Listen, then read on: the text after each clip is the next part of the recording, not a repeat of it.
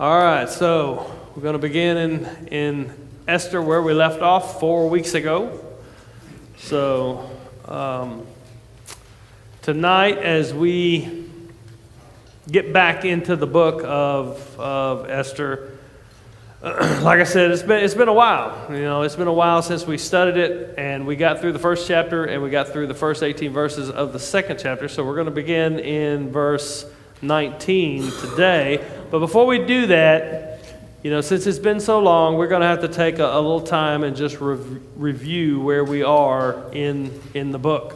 So we walked through the first chapter, most of the second chapter already. Today we're going to do the rest of the second chapter and all of 3.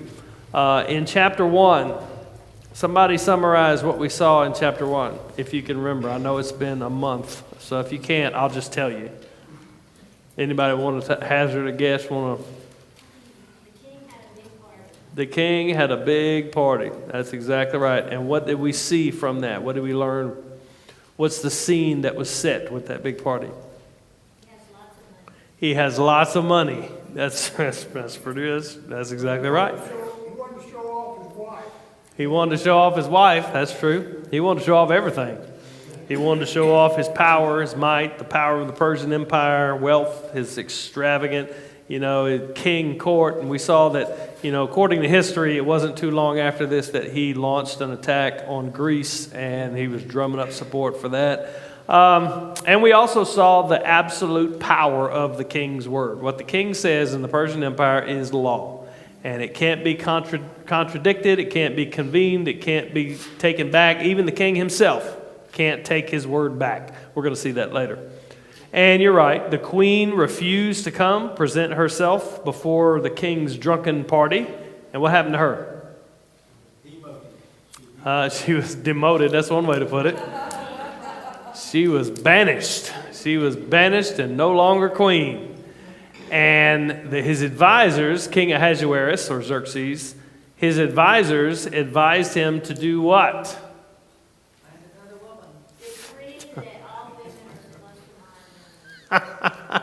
You would remember that, wouldn't you, Susan? Yeah.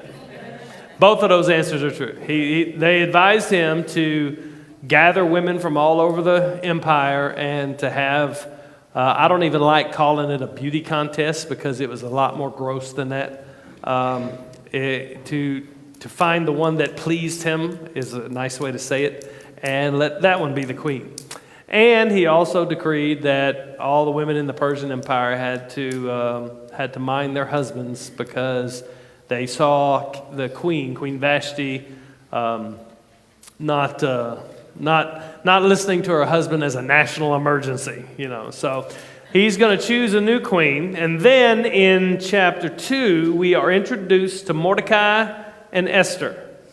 There are 2 Jewish people that are living in Susa. Remember what Susa is? The capital city, one of the capital cities of Persia. But last week, not last week, but a month ago when we talked about it, we showed that Mordecai and Esther are, at this point in the story, not really examples that we're to follow. Not really spiritual examples for the people of God. Mordecai tells Esther to hide her Jewish faith, her Jewish ethnicity, which is the exact opposite of what Daniel and the 3 Hebrew boys did when they were taken into exile in Babylon. And we talked about the fact that in order for her to hide it, and we're presuming Mordecai was hiding his as well, in order for her to hide her Jewishness, her faith, her ethnicity, she would have to, number 1, eat whatever was put in front of her, just act like a Persian, eat like a Persian, dress like a Persian, and she would also not be able to keep the Sabbath because that would show everybody that she was Jewish. And so hiding their faith in the Persian Empire, so it's not an example to follow. They're not portrayed in the beginning of this story. We'll get there, but not in the beginning as just great spiritual examples that we need to be following. Esther is caught up into this contest with lots and lots of other women, and ultimately she wins the favor of the king, which is a very sordid story itself. It's not like he just looked at her and said, oh, I like her. You know, she went into his bedroom for the night. And she is made queen. And that up until that was the crux of chapter 1, chapter 2, verses down to 18. That's the introduction to the real story of the book. Tonight we're about to be introduced to the villain in this conflict, in this story. And the conflict that we find in the rest of chapter 2 and all of chapter 3 is really the point of the book. It is a conflict that is going to dominate the rest of the book. Now, as we read through chapters 1 and most of chapter 2, way back when we did it, since we know the story, we were able to see like these seemingly random and even horrible events that in the midst of them, God was preparing to deliver his people. Remember? So, yes, he threw this big party, and yes, Queen Vashti decided, I'm not going, and he deposed her and banished her, and that, you know, as terrible as those decisions were, and as sinful as the whole episode was, we know, because we know the story, God is moving all things to put Esther where she is so she can save the people. We see God's hand all in it, even in the midst of all the bad things that are happening. God's providence moves in Vashti's refusals to come, in the king's contest that he has, Esther becoming queen. You know, God is moving all things for good, even the bad things for good for his people, because he's going to save them through Esther. So even in the face of an all-powerful Persian empire, even in the face of an evil king whose word cannot be overturned, he is indeed all-powerful. His word is law. God is still in control. God is still working to save his people. Y'all with me? Any questions about the review? Okay, tonight we're going to see another seemingly random event that God is going to use in this grand narrative to save his people in fulfillment of his covenant. Now, in the details, we're going to also see how this story, the book of Esther, connects to the big story of the Bible. So in all the books that we've looked at, you know, on Wednesday night, Genesis and Exodus and Habakkuk and Job and Jonah and all the books that we've done from front to back, we've shown, in hopefully you've picked up on it, is that they're all about Christ. They're all about God saving his people, God's ultimate deliverance. They're all about God protecting his people, because the seed of the woman is at war with the seed of the serpent. We saw it all the way through Genesis, all the way through Exodus. And I want you to see tonight, as we look at this, that war still continues. And so I want to read chapter 2, verse 19, and I'm only going to read to chapter 3, verse 6. And that's just going to get us started. Then we'll go back and we'll take it line by line all the way to chapter 15, verse 15. I want you to see just kind of the initial plot of what's going on before we get deep into it. Are y'all with me? Any questions before we start? Sorry, I got this sinus thing going on. I'm not talking too good tonight. It all begins with really a plot to kill the king and a reward that is due to Mordecai that is unfairly withheld from him. Okay? So let's read this little section. It says, "Now when the virgins were gathered together the second time, Mordecai was sitting at the king's gate. Esther had not made known her kindred or her people, as Mordecai had commanded her, for Esther obeyed Mordecai just as when she was brought up by him. In those days, Mordecai was sitting at the king's gate. Bigthan and Teresh, two of the king's eunuchs who guarded the threshold, became angry and sought to lay hands on King Ahasuerus," meaning to kill him. "And this came to the knowledge of Mordecai, and he told it to Queen Esther, and Esther told the king in the name of Mordecai. When the affair was investigated and found to be so," that's kind of important in the theme of the story, the Persians investigated first, then they found it to be so, "the men were both hanged on the gallows, and it was recorded in the book of the Chronicles in the presence of the king."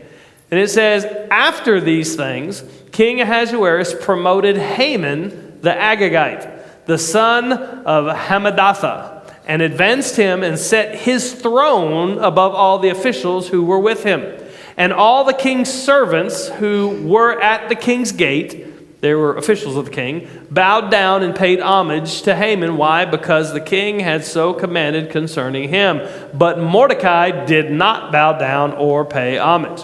Then the king's servants who were at the king's gate said to Mordecai, "Why do you transgress the king's command?" And when they spoke to him day after day, and he would not listen to them, they told Haman in order to see whether Mordecai's words would stand. For, and this is his reasoning, he told them he was a Jew. So here we see, this is really, it could have been before, but this is the first time we're told Mordecai reveals that he's a Jew. Then it says this, and when Haman saw that Mordecai did not bow or pay homage to him, Haman was filled with fury, but he disdained to lay hands on Mordecai alone. So as they had made known to him the people of Mordecai, Haman sought to destroy all the Jews, the people of Mordecai, throughout the whole kingdom of Ahasuerus, the known world at the time. So what we see, let's go back and we're going to read through these verses again. We're going to take them apart and then we'll continue on in the rest of chapter 3. Now when the virgins were gathered together a second time, Mordecai was sitting at the king's gate. Esther had not made known her kindred or her people as Mordecai had commanded her, for Esther obeyed Mordecai just as when she was brought up by him. There's some discussion about what it means that the virgins were gathered together the second time. Nobody really knows, but most think that the harem was continually going into the king even after the wedding to Esther. So gross, but that's just the way it was. And it says Mordecai and Esther really they kind of seem like they have blended into the empire pretty well. Esther hasn't revealed her Jewish faith or her heritage yet. And Mordecai probably hasn't either at this point. Mordecai is sitting in the city gate, which means, what does that mean? When we've seen that before in Exodus, we've seen it before in Genesis, when they're sitting at the city gate, we've seen it in Ruth. What does that mean? Do business there. Yeah, they do business there. He's probably some kind of official of the king, servant of the king, probably has some kind of position. Maybe, we don't know, but maybe, Esther got him a job. Who knows? We don't know. But the reason that I think that is because of the history, because that's where business and politics and all that things were done. But also because later it says the king had ordered all of the officials, all of the servants to bow down to Haman, and Mordecai was supposed to do that, and he refused. So Mordecai is some kind of, not high official or anything, but he's some kind of official there at the king's gate. It looks like Mordecai and Esther are blending in just fine.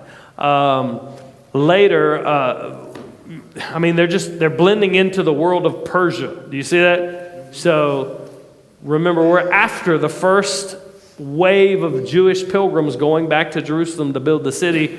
Mordecai and Esther are of those who decided to stay. And not only are they staying, but they're blending into the culture. They're hiding their Jewish identity. All of these things look like things that they just don't look good, especially when you compare to, earlier, Daniel happened earlier than this, during the rule of Babylon. Daniel and all of them, they stood strong saying, no, we are Jews. We're not going to eat the food. We're not going to bow down to your statue. We're not going to do those things. So it seems like they're blending in just fine, and then we have another chance happening. It seems like a fluke, it just so happened that Mordecai happened to overhear this plot, but God is going to use this mightily later, because it's going to be this that we'll see it when we get there in chapter 6. Any questions, comments? Man, my brain is moving slow, so y'all just stay with me. Yes? Nobody? Oh, okay, thanks, Jim. In those days, as Mordecai was sitting at the king's gate, Bigthan and Teresh, two of the king's eunuchs who had guarded the threshold, became angry. They sought to lay hands on King Ahasuerus. They wanted to kill him. In fact, it's kind of interesting that later, not this time, but much later, Xerxes died by an assassination in his bedroom. And this came to the knowledge of Mordecai, And he told to the queen Esther, and Esther told the king in the name of Mordecai. And when the affair was investigated, found out to be so, the men were both hanged on the gallows, and it was recorded in the book of the Chronicles in the presence of the king. So he's in the gate. He's probably some kind of an official.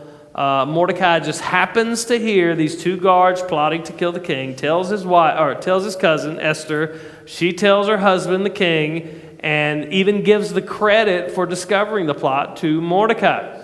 This is investigated. The two guys are executed. The word gallows in Hebrew is just the word tree, or wood. It's eretz or etz, excuse me. And the two guys are executed. So some of your translations, like if you got a King James, it'll say they were hanged on a pole, or something like NIV, I think, says impaled on a pole. The Persians love to impale people. So really it just says they were hanged on a tree. That's what it says. So hanged on, or it could be wood. So it could be gallows, it could be tree, it could be a pole impaling. It could be a lot of different things. When it says that it was recorded in the Chronicles in the presence of the king, the reader, the Hebrew reader of this book would understand, especially in the Persian time, that it meant Mordecai is due a reward. It was very common for Persian kings to lavish rewards upon loyalty, with great wealth, great gifts, and usually the reward was chronicled it was written in the Chronicles of the king as the act of loyalty or the act of service or whatever it was also. And for some reason, we're not told, and we don't know why, the reader is left to just wonder that Mordecai receives no reward. He receives no reward. He receives no acclamation. He receives no thanks. He receives absolutely nothing. And so that's just left out in the open. We don't know. It just so happened he heard a plot. It just so happened he was able to access his cousin, Esther, to reveal the plot. Just so happened that the reward that he was due for his loyalty and for his bringing this to the king's knowledge was somehow forgotten. We're not told how or why, but it just didn't happen. It will happen later, which is part of the story and part of what God is doing. But all of this is God's providence. It's God's providence that he was there. God's providence he just happened to hear this plot. And it's God's providence that he did not receive a reward. Now, a lot of times when things like this happen to us, what's going to happen in the next, let me just read it. And after these things, King Ahasuerus promoted Haman the Agagite, the son of Hammedatha, and advanced him and set his throne above him, above all the officials who were with him. So look at the juxtaposition here. You have Mordecai, the loyal servant of the king, the loyal one who revealed the plot, who saved the king's life. He is not rewarded. He is forgotten. And the king instead, in the very next breath, the writer tells us, he promoted Haman the Agagite, this evil, evil man, and advanced him above everybody else in the kingdom. It's King Ahasuerus and then Haman. And so you have this just unfair happening that goes on. And so we see God's hand. We see God's providence. We see what's going on. We see all these things. But in the time, I can imagine, we don't know this. It's not in the text. But I can you imagine Mordecai? Like, how is that fair? How is that fair that I did this loyalty, I get nothing, and all of a sudden all power is given to Haman the Agagite? You know what an Agagite is? Anybody? Descendant of Agag. A descendant of Agag, who is an evil king. You got a study Bible in front of you, right? Or did you just know that? That's pretty good. That's pretty good. There are no such people called Agagites, but Agag was a king of the Amalekites. And yes, they were supposed to destroy him. He was king of the Amalekites during the time of Saul. Now, this is going somewhere, so stay with me. The Amalekites were, of course, the first people to attack Israel as they came out of Egypt. They were fighting the Amalekites. Remember when Moses was holding up the staff and they were holding that's who they were fighting, and that's who they destroyed. because of this, because of their attack on Israel and the battle there coming out of Egypt, God promised Moses that he would be at war with the Amalekites from generation to generation. In fact, in Exodus 17, in that section, God said, I will blot out the memory of the Amalekites. And in Deuteronomy 25, I want you to pay real close attention because this is very important to the overall story.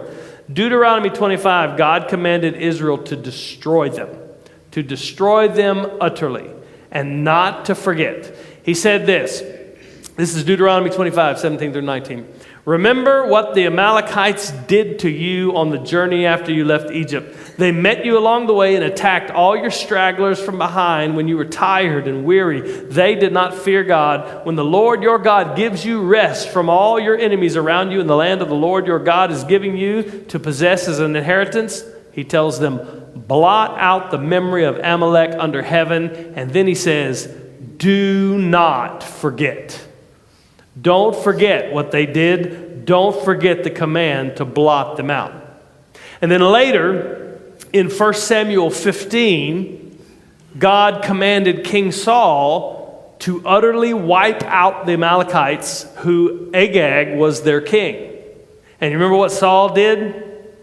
Anybody? He didn't do it. He didn't do it. He told him, wipe them all out, kill their sheep, kill their donkeys, kill all their stuff, and just destroy them. And Saul didn't. He took Agag prisoner, and he kept a lot of the livestock. Samuel shows up, and there's this famous comical line where Saul says, I did exactly what the Lord says. And Samuel says, well, is that bleating of sheep I hear? He said, and because Saul disobeyed God, Samuel was angry, and he pronounced judgment on Saul. God's going to take the kingdom from you. And in 1 Samuel 15, it says this, Samuel said, bring me Agag, the king of Amalek.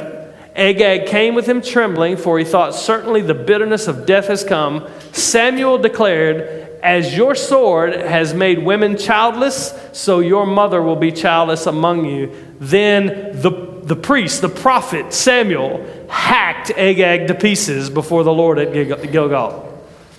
And it was a righteous thing that he did. So this episode, because of this episode with Agag, it is very, very well known. It was done in front of Israel, so it was talked about, stories written down, all that. Agag's name was abhorred among the Jews, and his people were perpetual enemies of the Jews, the Amalekites. Agag and the evil Amalekites were never, God said, never forget. You are to wipe them out. And Agag was not blamed, but indirectly involved in the downfall of King Saul. If King Saul had done what he was commanded to do, if Israel had done what they were commanded to do when they went into the land, Haman wouldn't be alive today. And so, look how the author is framing this conflict that we're about to get knee-deep into in Esther. The characters in the story. Do you remember who Mordecai is descended from? We're told in chapter 2, verse 5. I think I have it. Yeah, I have it on the screen. Now there was a Jew in Susa the citadel whose name was Mordecai, the son of Jair, the son of Shimei, the son of Kish, a Benjamite. Who is Kish? Anybody know? Saul's father. Mordecai is a descendant of Saul. And Haman is a descendant of Agag. So here you have a descendant of Agag, the enemy that God told never to forget. And you have the descendant of Saul. So by using the term, is it still up there? No, I go back. By using the term Haman the Agagite, he's showing the readers a clue that what is about to happen, the conflict that you're about to see, is another episode in the age-old conflict between Israel and the powers that are seeking to destroy them.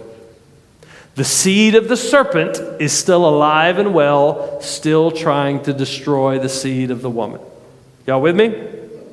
It's the story, it's how this story fits into the narrative of the Bible. And now, things are really bad because this guy, Haman, Agag, the Agagite, I mean, he's all powerful now. The powers of the Persian Empire are aligning once again against the people of God. And even worse, this evil man, Haman, the enemy of God, is the highest power in the Persian Empire besides the king. So the deck is stacked against Israel. Mordecai is forgotten by the king. Forgotten, and we don't know why, but it's just forgotten. And now you could say in Mordecai's mind, the most wicked man on the planet, the enemy of God's people, is rewarded and put to the highest position in this powerful empire. I mean, there's not the unfairness, if you want to say it that way, that Mordecai would be feeling, it would just be the wicked is rewarded, and I'm a loyal servant that saved the king's life, and I'm not rewarded. It's easy for us today, not to that extreme, but it's easy for us today to wallow in our suffering and lose hope in God. What's the point when the wicked prosper? It's all through the Psalms. But that's the point of the book. Through all of this, in the bad that happened to Mordecai, the unfairness that happened to Mordecai, and the wicked prospering, not just prospering, but climbing to the height of power in this empire where nobody's safe, God is still in control. Okay? Questions, comments? Okay, I must be doing a good job. All right, chapter 3, verse 2. And all the king's servants who were at the king's gate, which includes Mordecai, bowed down and paid homage to Haman, for the king had so commanded concerning him. The king commanded everybody at the gate, all his officials, all his servants, to bow down to Haman. But Mordecai did not bow down or pay homage. Then the king's servants who were at the king's gate said to Mordecai, "Why do you transgress the king's command?" Make sure you understand, that's a frightening question. To transgress the king's command, it's banishment for a queen, it's death for everybody else. And when they spoke to him, they asked him this question and talked to him about his transgression day after day. He would not listen to them. Presumably, they were telling him, "You need to bow down, man. You need to just do what you're told." They told Haman in order to see whether Mordecai's words would stand. And here are Mordecai's words. "Why won't you bow down?" For he had told them that he was a Jew. Now, there's a lot of discussion about the reason Mordecai refuses to bow to Haman. I think we are told, but we're not really told specifically. Some people think that he wouldn't because it was idolatry and it was akin to worship. That's possible, but I don't think so. It's not unheard of for faithful Jews in Babylon and in Persia to bow in reverence to a pagan king. It's not worship. He's not the king. A king Ahasuerus is certainly not thinking that Haman is a god and that these people need to worship him. If anything, the king would want to be a god. He's just wanting them to bow in reverence before this ruler. And some think that Mordecai was just prideful and he was just refused to obey and it was wrong and he should have done it anyway. I don't think that's the case either. Mordecai's refusal is tied to his being Jewish because he said, it's kind of obscure in the verse, but what's being said there is day after day they're asking him, "Why won't you do this?" And And the implication is they're telling him, you need to do this. And it says he wouldn't listen to them. He wouldn't do what they said. And then after many days of this, they went to Haman to see whether it was okay if Mordecai didn't have to bow, because the reason he told them that he wasn't going to bow was because he was a Jew. Mordecai's only reason for not bowing to Haman, he told these guys, I can't. I'm Jewish. I think, this is my opinion, so feel free to push back, and a lot of people disagree with me about a lot of things. I think Mordecai was all too willing through this section from chapter 1, chapter 2. He was all too willing to blend into the Persian court. Him and Esther hiding their Jewish identity, living as Persians, but asking him to bow to a descendant of Agag, whom God told never to forget, they are your enemies, was just a step too far. And that, at that point, he doesn't say it in the text, so I'm just spitballing and I'm throwing out ideas, but I think he basically said something like, do you know who that is? That's a descendant of Agag, the Amalekites, the enemies of God, the enemies of my people. I'm Jewish. I cannot bow to him, and I won't bow to him. So that's what I think. Anybody else have a different opinion? Sounds good? I don't think he could bring himself to do it. So at this point, and in the next chapter, both Mordecai and Esther, their Persian identity and their Jewish identity clash. And they have to decide where I'm going to stand. And it's here that Mordecai decides, this is too far. I am a Jew, and I'm gonna not bow in front of this guy because I'm a Jew. And we'll see in the next chapter, Esther will do the same, going to the king and telling him that she is a Jew. So when Haman finds out there's a guy here that doesn't want to bow to me, he is furious. It says, when Haman saw that Mordecai did not bow down and pay homage to him, Haman was filled with fury. Now look at this. I'm going to make another supposition here that's not in the text, and it could be wrong. So, forewarning. But he disdained to lay hands on Mordecai alone, so as they had made known to him the people of Mordecai, these two guys that are saying, this Mordecai won't bow to you, because he said he's a Jew. Haman sought to destroy all the Jews, the people of Mordecai, through the whole kingdom of Ahasuerus. Now, I can't prove this, and I don't know it for sure, and I'm not going to die on this hill, but I think Haman knows the story of Agag and Saul too. And I think when he finds out that Mordecai is a Jew and won't bow to him, that he decides, as the descendant of Agag, I'm going to wipe this whole people out. I'm going to do what the Amalekites have been trying to do from the beginning of Exodus.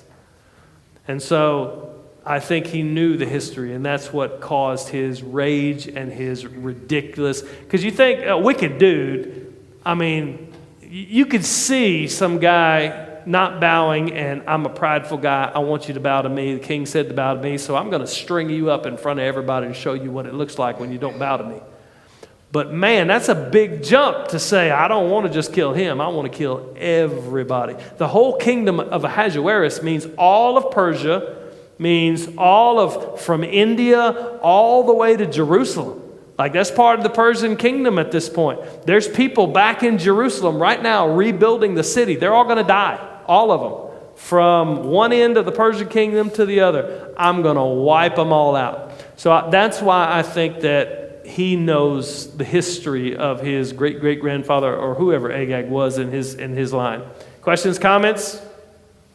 Do you have any idea that any of these people are kind of hanging around yet that's against Israel, that's come through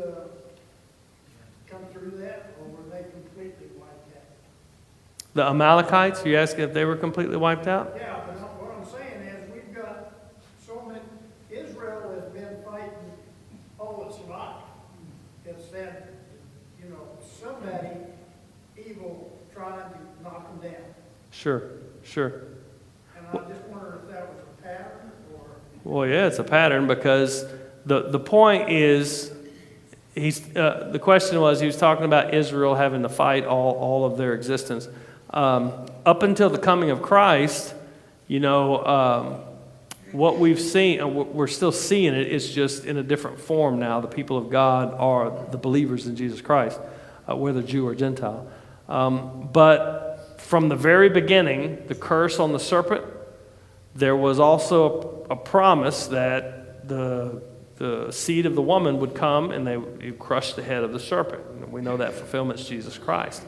But up until, and we talked about this as we went through Genesis and then Exodus, you see the seed of the serpent continually trying to destroy the seed of the woman, trying to destroy the Jewish people, Israel, so that the seed of the woman can't come. So that you wipe out all of Israel off all the face of the earth, and then the thinking, although it's dumb because God is in control, He's sovereign, is that the seed of the woman won't come. They're trying to keep that from happening. The evil forces, principalities, powers, demons, all of that. They're trying to keep that from happening. So all the way through to even the New Testament, you still see the people of God under attack. The people, all back to Revelation, where it talks about the woman's groaning in childbirth, and then the dragon couldn't get the woman, so he went after the children. It's the same thing. It's always God. That's why I named the title of this, The War of the Seeds. It continues, because the seed of the serpent is still chasing and persecuting and trying to destroy the seed of the woman. Make sense? Okay. Yes. So yes, they were actively trying to destroy them. So what you see here, I'm going to destroy all the Jews. Here, the main plot of the book of Esther is introduced. It's not about, I guess it is about Queen Esther, because she is the instrument used to save the people that God uses. But this is the storyline of the Bible. This is the storyline. God's people under attack by the powers of the world, by the powers of the devil, by the powers that seek to destroy them. And it's this attempt to destroy all the Jewish people of Israel in Persia that is the kind of the point of the book. Israel had a history of war with the Amalekites. And Israel's great prophet, Samuel, cut down Haman's ancestor before the nation, and now he sees a chance to just wipe them all out. He has the motive because of his ancestor. He has the power now to do so. The threat that Israel could never have expected now becomes a reality. Never in a million years would they have thought, when Queen Vashti was exiled, banished, and Esther placed on the throne, never in a million years would they have thought, oh no, we're going to be destroyed. But here it is. They're going to be destroyed. Or so Haman would have them want. The whole might of the Persian Empire is about to come against God's people. And we've seen the wealth, we've seen the power, we've seen the might. That's why chapter 1 was there, to show us the wealth and the power and the might of this. And God's people can do nothing to protect themselves. Yet God has made a way for them. They don't know it yet. But God has been working from chapter 1, verse 1 in this to prepare for the threat that they didn't even know was coming. Pretty cool, huh? So verse 7 says this: in the first month, there's one more cool thing I want to show you. We need to get through verse 15. In the first month, which is the month of Nisan, in the 12th year of King Ahasuerus. 12th year of King Ahasuerus means Esther's been queen for 5 years. So this has not just happened once Esther takes the throne. She's been queen 5 years. They cast Pur, which is a Babylonian word. It means lots, before Haman day after day, and they cast it month after month to the 12th month, which is the month of Adar. That translation is technically correct, but it obscures what the point is. What it means is they cast lots to determine the day and the month that this destruction of Israel would take place. That's what it means. You got an NIV or an NASB, that's probably what it says. And the month that was chosen was Adar, which is the 12th month. They're doing this on the first month, so pushed out a year. So Persian astrologers, they use lots all the time to give whatever plan was going on the best chance of success. They thought they would consult their gods or let fate decide when this plan would commence. And the lot fell on the 12th month. So the 12th month would be the time when all the Jews would be destroyed. It's ironic that they chose by lot to choose which day, because we're told in Proverbs 16 that the die is cast in the lap, but every decision is from the Lord. So they cast a lot to pick the day, but we know God's in control. Now that his mind's made up, he even has a day set, now he goes to the king.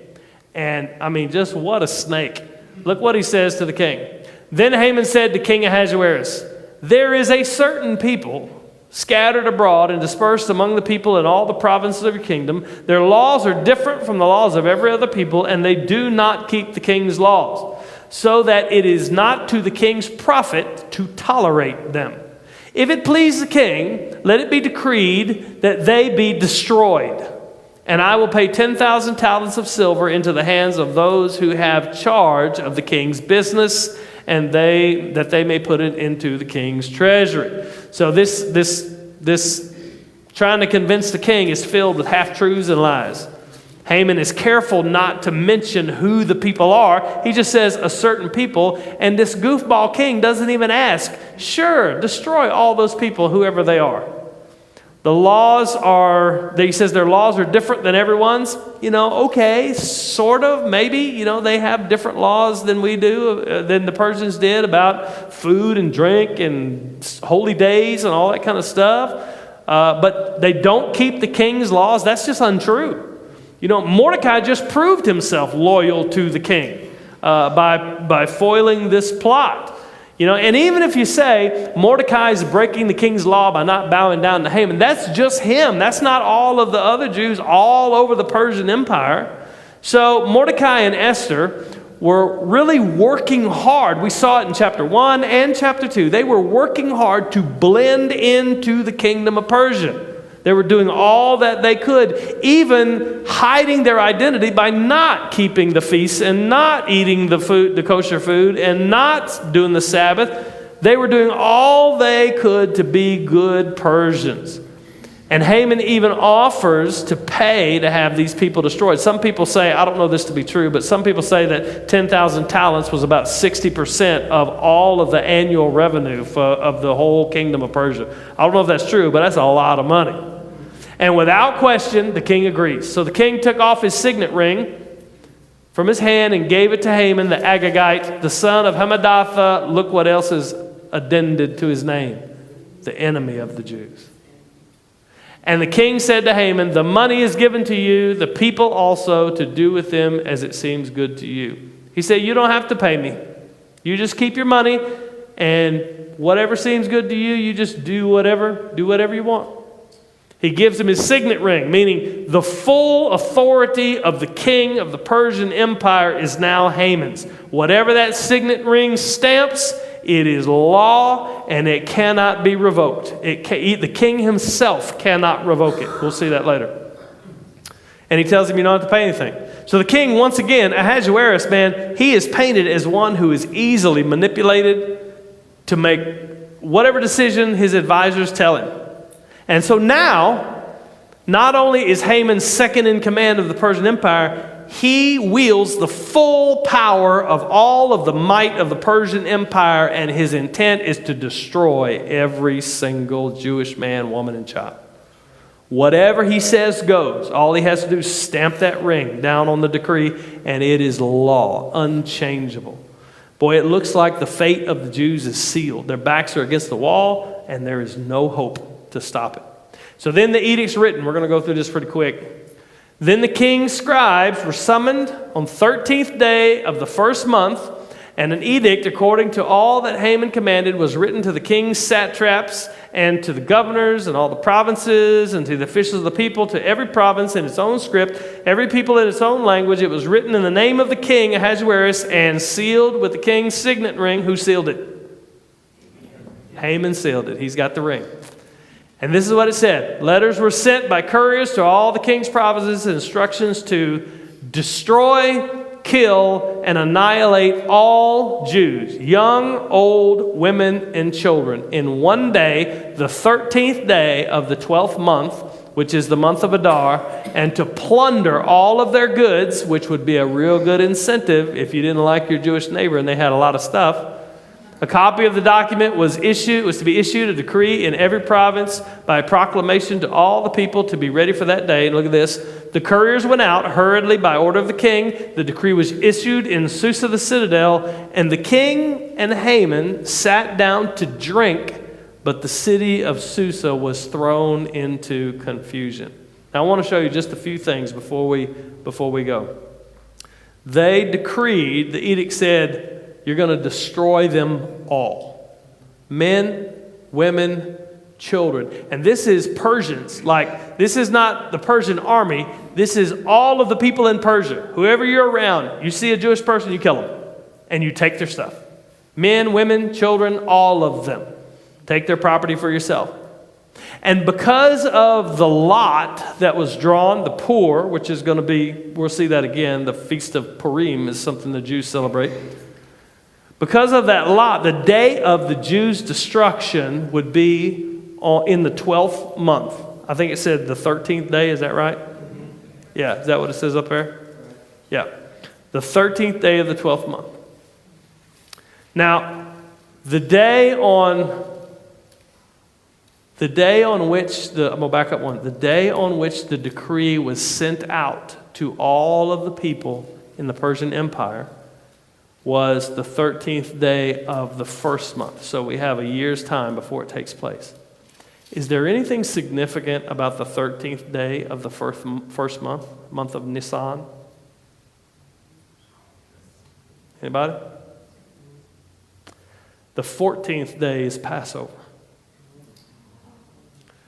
So the day before they celebrate the Passover, a decree went out. You're all going to die.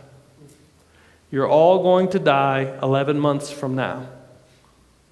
The day before imagine it. The celebration of God's covenant with Israel. Remembering the day that salvation came, delivering them from Egypt. The day before, they're preparing to celebrate God's covenant, God's love, God's salvation. A decree goes forth in all of the Persian Empire, the most powerful empire on the planet, that you will all be destroyed. And there's no way around it. There's no court of appeals.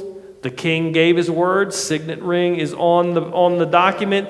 Even if the king changes his mind, which he does because of Esther, he can't revoke this edict. It will happen. There's nothing that can be done. Now, the question on the mind of every Jewish person, the day before the Passover they're about to celebrate, is God able to keep his covenant? Is God able to keep his promise? Is he able to bring deliverance to his people when the whole might of the Persian Empire is coming to destroy us? They're celebrating the Passover with their family with this edict hanging over their head. You have 11 months to live. Your children have 11 months to live. And all of your neighbors, all of the governors, all of the people that are in your province, they're coming to take your house, they're coming to take your money, they're coming to take your stuff, and they're going to kill you. And they're eating the Passover meal, celebrating God's deliverance. The questions in their mind would be, is God going to keep his covenant? Not only that, right now, as the people in Susa are in confusion and these goofballs are drinking and partying, having just sealed the fate of of thousands, if not millions of people. There are Jews back in Jerusalem rebuilding the city. God promised to bring us back. God brought us back. We're rebuilding the city, and now we're going to all die. Is God able to keep his promise? Is God able to keep his covenant? The reason they went into exile was because the people didn't keep the covenant. God sent them into exile. And so now the question is God going to keep his covenant even though we haven't kept ours? God's people are at the mercy here of an unconquerable power. Actually, they will be conquered later on, but the Jews can't conquer them, just like they were in Egypt. Will God be faithful to his covenant? That's really the story of the book of Esther. And you know the story, so you know what's going to happen.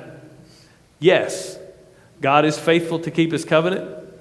God has prepared this moment through the stupid party that Ahasuerus had, through Vashti's refusal to come to him and being deposed as queen, to the degrading and disgusting contest of who's going to be the next queen, to Esther becoming queen, to Mordecai happened to be in the right place at the right time to hear this plot, which over in chapter 6, the king is going to realize he never rewarded Mordecai, and he's going to reward him, which is it's going to play into the story.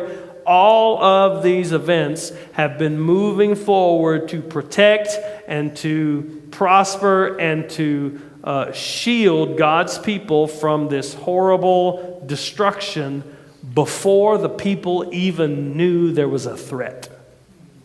God is in control. Questions, comments, crowds of outreach? Okay? Sweet. That's all I got. Let's pray. Father, we do love you. We thank you for your word. God, we thank you that you are in control. Even when we can't see it, your invisible hand of providence is working all things for the good of those who love you and are called according to your purpose. And God, we have such a hard time believing it. God, I think about putting myself in a Jewish home about to celebrate your goodness and your covenant when a decree comes forth that we're all going to die, and how I would respond. Father, I pray that you would help us, that you would give us faith, that you would give us faith in your promise when it looks like your promise can never be fulfilled, when it looks like all of the powers and all of the circumstances and all of the things are just way too much for your promise to come to pass. God, help us to realize that you are greater than all others, that the mightiest empire on the face of the planet cannot derail your promises. God, help us. Help us to believe. We thank you. We love you in Jesus' name. Amen.